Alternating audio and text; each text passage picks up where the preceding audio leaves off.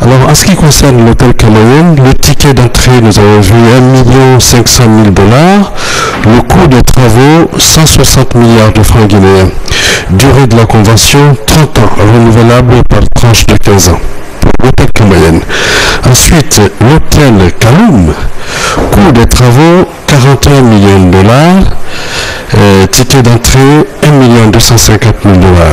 Durée de la convention, 40 années, entièrement renouvelable par tranche de 15 ans, exactement comme l'hôtel Canaïen. Ensuite, nous avons l'hôtel Chêne. Alors ça, c'est particulier parce qu'il ne paye que une redevance de 100 millions de francs guinéens par an. Alors, monsieur Marco Mamadou, 43 ans, conseiller, plutôt ingénieur en génie civil, responsable du projet. On va l'écouter. Chaîne Hôtel Conakry, c'est une chaîne d'hôtels. Chaîne d'abord, je vais dire chaîne, c'est une chaîne d'hôtels qui est créée dans un certain nombre de pays en Afrique. Pour le moment, on est dans 18 pays d'Afrique, dont la Guinée-Conakry.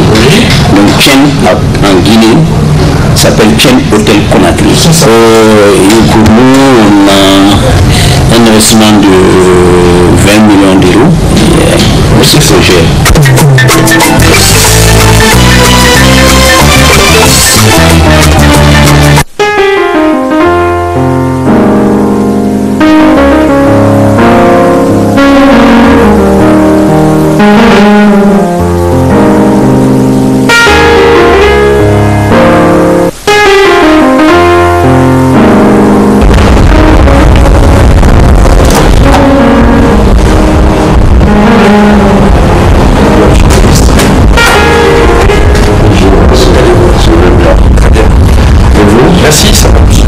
Mesdames, Mesdemoiselles, Messieurs, Ecovision reçoit dans ce magazine d'animation de questionnaire débat et enquête économique M. Lousseni Camara, ancien président de la CENI, que tout le monde connaît, ministre du Tourisme et de l'Hôtellerie de la Guinée. Bonjour, Monsieur le ministre. Bonjour, Monsieur Touré. Monsieur le ministre, quel est votre sentiment aujourd'hui, après votre départ? Ça va être la première question. Après votre départ de la CENI, le tourisme et l'hôtellerie, c'est un secteur sensible, un secteur stratégique, un secteur réputé comme un secteur porteur de richesse. Quel est votre sentiment aujourd'hui? Je suis sincèrement comblé du fait que la Guinée ait finalement achevé sa transition qui n'a que trop duré. Si j'ai été un des acteurs du monde politique, précisément de l'organe principal en charge des élections en Guinée pendant un moment donné, la CENI, je peux vous dire que c'est avec un sentiment de fierté que j'ai suivi il y a quelques jours la proclamation des résultats définitifs des élections législatives.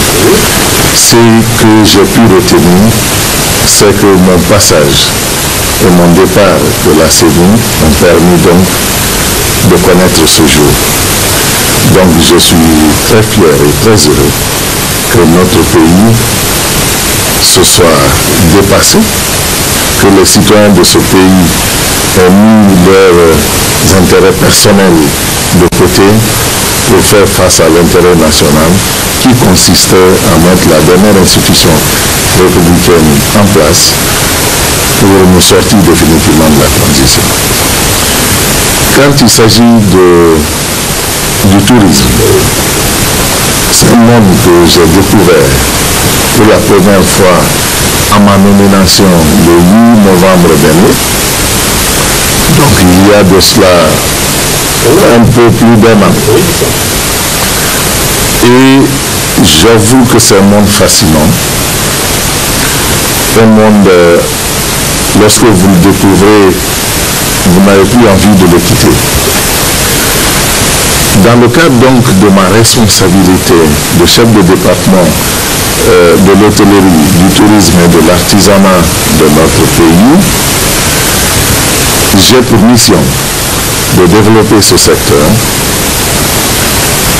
en passant par le développement des structures d'hébergement, que vous constatez à travers la capitale aujourd'hui, parce que parler de la destination, parler de tourisme à faire venir à Guinée, c'est qu'il faut trouver où les héberger. Très bien, monsieur le ministre, on va y revenir un peu en arrière. À votre avis, quelles ont été les raisons pour lesquelles vous êtes parti de la CENI de manière volontariste? Les raisons, je viens de les évoquer certainement de manière voilée. C'était de permettre à ce pays de sortir de sa transition. J'ai compris qu'on veut faire de moi un obstacle. Sinon, je n'en étais pas un. Mais puisque j'ai compris qu'on veut se servir de moi pour bloquer le pays, pour éviter, pour empêcher que ce pays puisse sortir de sa transition qui n'avait que trop duré, j'ai pris mes responsabilités, j'ai rencontré le chef de l'État et je lui ai fait savoir mes sentiments, à savoir laisser le pays avancer. Ma personne est très infime par rapport à l'intérêt national. Je peux m'effacer pourvu que nous puissions organiser les élections et c'est ce qui vient d'avoir lieu. Nous avons votre parcours, monsieur Camara. Vous êtes un assureur hors pair professionnel, vous êtes resté trop longtemps dans les assurances. Par rapport à vos responsabilités de chef de département du tourisme aujourd'hui, il y a quand même une différence, non, entre les deux métiers? Oui, une très grande différence. Pour la simple raison que de l'autre côté, nous avons affaire à un secteur privé, exigeant, contraignant. Du côté du public, nous avons à piloter une politique générale au sein du gouvernement pour pouvoir faire avancer tout un département. Une entreprise et un département ministériel ne sont pas les mêmes. Les responsabilités ne sont également pas les mêmes. Mais à des endroits donnés, l'expérience acquise, l'expérience de 22 années de professionnalisme dans ce secteur m'a permis de faire avancer certaines choses dans mon département parce que de l'autre côté, c'est le résultat qui compte. Donc, j'ai fait des entretiens avec les cadres, avec tout le personnel, pour leur dire que je suis habitué à une procédure qui permet d'obliger le cadre à obtenir des résultats. Donc nous étions soumis d'année en année à des obligations de résultats. Si j'ai fait un franc de bénéfice cette année, pour l'année à venir, il faut que je fasse un franc plus quelque chose. Et c'est cette culture que je suis en train de mettre en place au niveau du département du tourisme. Imaginez qu'à ma prise de fonction, lorsque j'ai découvert le budget de l'année 2013, ce qui m'a intéressé, c'était qu'est-ce que le département apporte au budget national de développement. Un secteur du tourisme dans les autres pays, s'il n'est pas le premier pourvoyeur, il est parmi les premiers pourvoyeurs de l'économie nationale.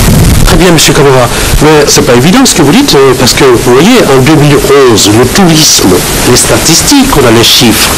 Le responsable qui est en charge de l'Observatoire du tourisme et de l'artisanat, en 2011, l'accession du professeur Alpha Condé à la tête de la magistrature du pays, président de la République, la Guinée a reçu 131 070 touristes en Guinée. Alors, tenez-vous bien, en 2012, en juillet 2012, 75 000 touristes. Vous avez vu la différence. En 2013, en juillet dernier, cette année, vous avez à peine 21 531 touristes. Parmi ces touristes, il y a eu 500 croisiéristes qui sont venus par le port autonome de Conakry. Alors vous imaginez, nous partons du simple au presque au tiers. Nous quittons 131 000, on descend à 75 000. De 75 000, on descend à 21 000. Est-ce que vous donnez des explications pour ça pour les téléspectateurs? Lorsque vous prenez l'année 2011 est la première année d'exercice présidentiel pour notre nouveau président, à l'époque, le professeur Alpha Condé. La Guinée était le bijou qu'il fallait avoir, où il fallait venir s'inscrit dans le cadre de son développement. Donc le tourisme d'affaires, des hommes d'affaires, donc ont envahi notre pays, de tous les secteurs donnés, et ceci a continué jusque dans la deuxième moitié de 2012. En 2013, compte tenu du fait que nous n'avons pas été en mesure d'organiser, pour des raisons ou pour d'autres, nous n'avons pas été en mesure d'organiser les élections en 2012. En 2013, nous avons connu assez de manifestations politiques. Des manifestations politiques qui se jouaient dans la rue. Qui est responsable de ces manifestations politiques? C'est encore le gouvernement ou c'est les partis politiques? Les politiques. Voilà. C'est les politiques qui sont à la base de ces manifestations. Et lorsque il y a trop de bruit, comme on aime le dire, dans le secteur financier, l'argent a horreur du bruit, ceux qui viennent chez vous pour une raison ou pour une autre se disent, attention, j'attends que ça se calme. Je ne veux pas rentrer dans un pays où tous les jours les gens sont dans la rue, où tous les jours on casse les biens d'autrui, où tous les jours on s'attaque à des personnes innocentes, où tous les jours il y a des morts. Ce qui fait que le premier semestre de cette année, nous avons connu pas mal de 10 manifestations politiques de rue. Alors, cela a mis sur la sellette notre pays et a mis dans un état d'attentisme tous ceux qui veulent s'intéresser ou qui s'étaient intéressés à ce pays, mais qui se disent, attendons, après les élections législatives, nous aurons une institution républicaine, la deuxième d'ailleurs, institution républicaine, et à partir de là, le pays va amorcer un nouveau départ, et vous verrez que les mois et les années à venir, nous allons encore dépasser les chiffres de 2011. Et je vous jure, monsieur Touré, que nous sommes en train de travailler dans ce sens-là. Et aujourd'hui, regardez les hôtels. Les 4 hôtels, il y a à savoir Palmo Camayen, les 4 vous les connaissez, Shell Hôtel, Kaloum, Niger, les chantiers fonctionnent très bien. Tout le monde le voit, Sheraton aussi, ça marche très bien. Mais à votre avis, monsieur le ministre, nous partons de 131 000 touristes à 21 551 touristes, dont 500 sont venus par le port autonome. Qu'est-ce que vous voulez envisager? Qu'est-ce que vous devez faire plus tard pour pouvoir améliorer au moins le niveau des visiteurs en Guinée?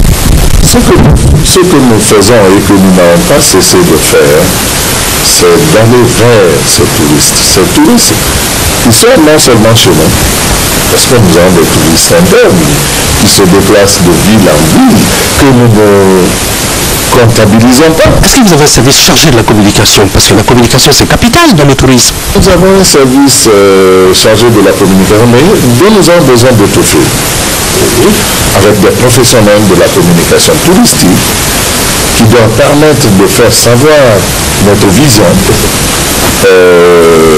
pour ce qui concerne notre intégration dans la politique générale du régime en place. Donc, nous allons vers les touristes à travers les forums et les salons internationaux et nous leur faisons savoir que le premier handicap que nous avons, vous venez de citer ces hôtels en chantier, et nous avons inauguré déjà un premier de 5 étoiles, l'hôtel Palme. Nous allons en inaugurer un autre dans les jours qui suivent, c'est l'hôtel Millennium de 3 étoiles. Dès le premier mois de l'année 2014, dans le deuxième trimestre de l'année 2014, nous avons également inauguré l'hôtel Shell.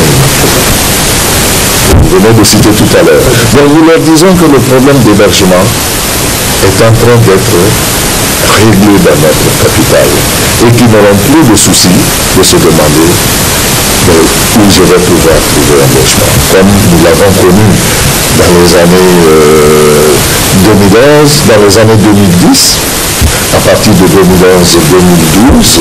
Vous-même vous avez dit, notre pays était très fréquenté, mais nous étions confrontés à d'énormes problèmes d'hébergement et d'hébergement recommandable. Ce qui a fait qu'il y a d'autres structures qui sont nées, comme des appart-hôtels, qui aujourd'hui venaient suppléer le manque d'hébergement en hôtellerie chez nous. 1984-1989, c'est l'année à laquelle la Deuxième République est née. La Première République, elle était caractérisée par une politique d'exaltation nationaliste, de la nécessité de la mobilisation de masses populaires, de l'appel à l'abnégation, à l'austérité, à l'obéissance aveugle au parti, et enfin primauté à une économie centralisée, une économie planifiée. À l'époque, la mentalité du département de tourisme et de l'hôtellerie à cette époque-là, c'est l'administration publique qui gère les hôtels. Aujourd'hui, dans le système libéral, on dit oui, ouverture entière des portes du pays, oui à l'introduction du marché dans l'économie, oui à la décentralisation de l'administration et enfin à la libéralisation de la vie intellectuelle. Les temps ont changé. Donc, conclusion, les hôtels, ce n'est plus conclusionné, ce sont le privé qui émettent leur argent, qui gère. Quel est votre rôle essentiel au niveau de la supervision, de l'organisation et du développement de beaucoup d'arrivées de tourisme en Guinée? Le rôle de notre département dans le cadre donc de la création de ces structures et leur gestion consiste à faciliter l'investissement dans ce secteur, en synergie avec le ministère de l'économie et des finances et le ministère de l'urbanisme, de l'habitat et de la construction. Justement, ce département, les ressources humaines, est-ce que la mentalité des ressources humaines mises à votre disposition, qui travaillent avec vous, est-ce qu'ils conçoivent de cette façon comme vous l'expliquez? Oui, c'est ce que je dis, qu'une facette de mon passage dans le privé me permet de rendre crédible ce département à travers certains comportements à adopter, à travers certaines pensées qu'il faut abandonner en disant le secteur public est un secteur où on peut tout se permettre. Non, le secteur public a également ses exigences au même titre que le secteur privé, c'est-à-dire il faut rentabiliser. L'État a besoin de moyens pour pouvoir mener sa politique et ces moyens ne peuvent venir que des secteurs aussi porteurs que notre secteur. Donc aujourd'hui, vous allez dans n'importe quelle direction de mon département, vous entendrez que le ministre, à toutes les occasions, ne manque pas d'occasion pour pouvoir leur dire qu'ils doivent tout faire pour découvrir la mine d'or sur laquelle nous sommes assis, à savoir rentabiliser, en faisant quoi? En incitant l'investissement, en incitant les privés guinéens et étrangers à venir investir dans notre pays, en facilitant cet investissement. C'est pourquoi d'ailleurs vous avez l'agence de la promotion des investissements privés qui est à côté et qui fait tout pour que toute personne voulant créer une entreprise dans notre pays, voulant investir, ait toutes les facilités nécessaires pour le faire. Donc c'est pourquoi je dis, en synergie avec certains départements, ça peut être l'économie et les finances, ça peut être le budget, ça peut être l'urbanisme, l'habitat, la construction, ça peut être l'industrie et d'autres départements qui facilitent donc l'installation de ces investisseurs, leur activité sur le terrain, pour que notre pays, qui vient de gagner des places dans le monde du business, le doing business, du système des Nations Unies, du système des institutions de Bretton Woods, permet aujourd'hui de citer notre pays parmi les pays où il fait bon vivre dans le cadre de l'investissement. Le premier hôtel sur la Sellette aujourd'hui, vous avez 4 en chantier. Le premier, c'est l'hôtel Camayan. L'hôtel Camayan, les travaux vont coûter 160 milliards de francs guinéens. Et vous avez signé pour une durée, le bail pour une durée de 30 ans. On va commencer par l'hôtel Camayan. Quel est votre sentiment? Est-ce que la jeunesse d'aujourd'hui pense que 30 ans, c'est trop long? L'administration est une continuité. C'est pourquoi je peux vous répondre à cette question. Sinon, les conventions des 3 hôtels que vous venez de citer ont été signés du temps de mon prédécesseur, mais je peux vous dire tout de suite que les conditions effectivement de leur installation en Guinée ne sont pas les mêmes, pour la simple raison que l'hôtel Palm Camaël, qui est l'ancien hôtel Camaël, était un hôtel qui avait un fonds de commerce. Tous ceux qui ont visité ce pays savent que l'hôtel Camaël était un bel hôtel et qui était très fréquenté. Ce fonds de commerce que l'hôtel disposait avec un bâtiment qui était là, même à rénover, a donc consisté à demander à l'investisseur, à l'opérateur, de payer quand même un ticket d'entrée. Exactement. Un million de $500 000. Oui, à l'État guinéen. Oui. Et c'est ce qui a été fait. Mais, bizarrement, ce 1,5 million ne sont pas comptabilisés comme recettes administratives au niveau du département de l'hôtellerie et du tourisme. L'hôtel Camaël d'alors était, comme aujourd'hui, dans le portefeuille du ministère de l'hôtellerie, du tourisme et de l'artisanat. Lorsque on paye une valeur pour ce patrimoine qui se trouvait ou qui se trouve encore dans notre portefeuille, à votre entendement, cette recette devrait être encaissée au nom de qui? Au nom du département. Ce n'est pas dire que nous voulons certes avoir ça dans nos caisses, non. Mais que cette ligne budgétaire qui a consacré l'enregistrement de ce fonds dans les caisses de l'État devrait être fait sous le budget recettes du ministère de l'hôtellerie, du tourisme et de l'artisanat. Mais ça a été autre chose. C'est payé au ministère de l'économie et des finances. Enfin, c'est tout. On ne cite pas le ministère de l'hôtellerie à ce niveau. Et mon premier combat a été que désormais, lorsqu'il doit y avoir des tickets d'entrée payés pour des patrimoines qui existent dans le portefeuille du département, que ce soit au nom du département du tourisme, que cela soit fait. Et non des finances. Et non des finances. C'est ça. Pour que l'on puisse savoir quelle est la masse d'argent que ce département draine vers le budget national. C'est important ça? Ben oui, c'est important pour la simple raison que ceci peut nous permettre de demander des investissements dans ce secteur. Vous connaissez aujourd'hui que nous avons assez de sites touristiques difficiles d'accès, non aménagés, que nous voulons valoriser, que nous voulons vendre au niveau des salons internationaux. Mais nous ne pouvons pas le faire parce que simplement on pense que notre département n'apporte pas assez à cette cagnotte collective. Donc j'ai demandé à ce que cette réglementation de la loi des finances soit changée. C'est l'un de nos combats. En plus de cela, j'ai trouvé qu'on peut faire des recettes dans ce département qui puissent permettre au trésor public de conforter ses recettes au niveau du budget national. Mais vous savez ce qui a fait graisser les dents, c'est au niveau de la durée.